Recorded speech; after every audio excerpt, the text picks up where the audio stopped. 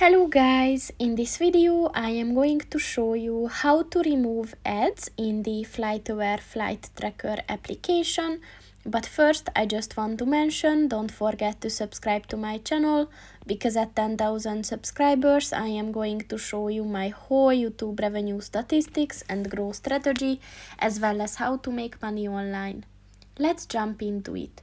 First of all, open the application on your phone and then click on the three dots at the top of the page on the right, and then click on the settings button, and at this section click on the remove ads button.